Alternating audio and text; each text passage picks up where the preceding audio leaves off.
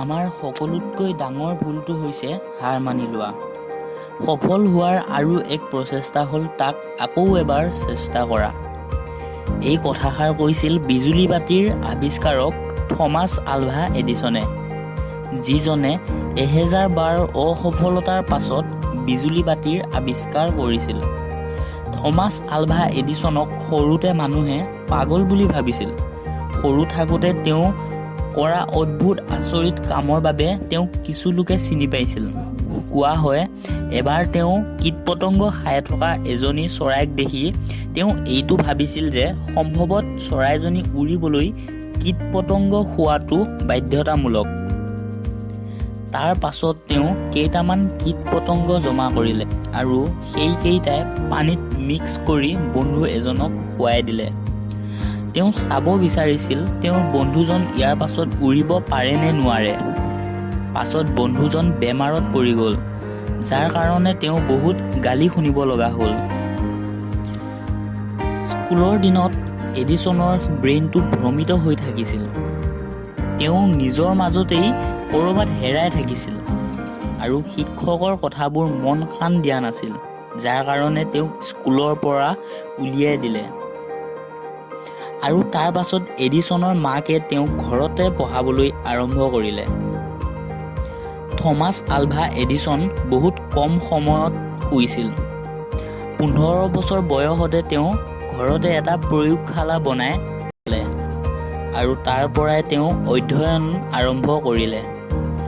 তেওঁক যদিও মানুহে পাগল বুলি কৈছিল, তথাপিও তেওঁ মানুহৰ কথাত কাণ নিদি আগবাঢ়ি গৈ থাকিল।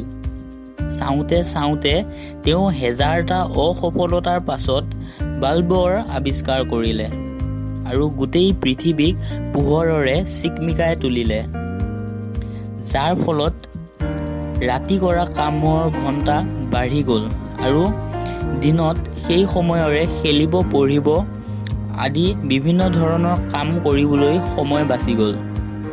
বাল্ব আৱিষ্কাৰৰ বাহিৰেও এডিছনে চলচ্চিত্ৰ, টেলিগ্ৰাম, মাইক্ৰফোন আদিৰ দৰে 1040ৰো বেছি আৱিষ্কাৰ কৰিছিল।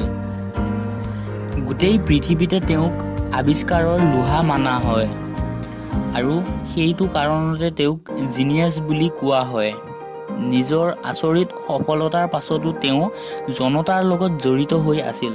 তেওঁ কেতিয়াও নিজৰ সফলতাৰ ওপৰত গৌৰৱ কৰা নাছিল। 1931 চনত যেতিয়া তেওঁৰ মৃত্যু হৈছিল, সেই দিনটোত এডিছনৰ সন্মানৰ অৰ্থে গোটেই আমেৰিকাত বিজুলী কাটি দিয়া হৈছিল।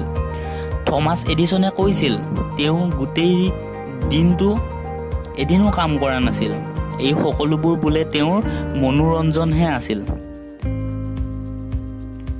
আপোনাৰ বহুমূলীয়া সময় মোক দিয়াৰ বাবে বহুত বহুত ধন্যবাদ। এই ভিডিঅ'টো আপুনি এটা লাইক কৰি মোৰ মনোবল বঢ়াব পাৰে আৰু মই আপোনালোকৰ মাজলৈ প্ৰত্যেক দিনাই এটা স্পেচিয়েল আৰু মটিভেশ্যনেল ভিডিঅ' লৈ আহোঁ। যদি আপুনি মোৰ ভিডিঅ'বোৰ সদায় চাই যাব বিচাৰে, অনুগ্ৰহ কৰি মোৰ চেনেলটো ছাবস্ক্ৰাইব কৰি ল'ব। আপোনাৰ এই কাহিনীটো শুনি কেনেকুৱা লাগিল মোক কমেণ্ট কৰি জনাব। ধন্যবাদ।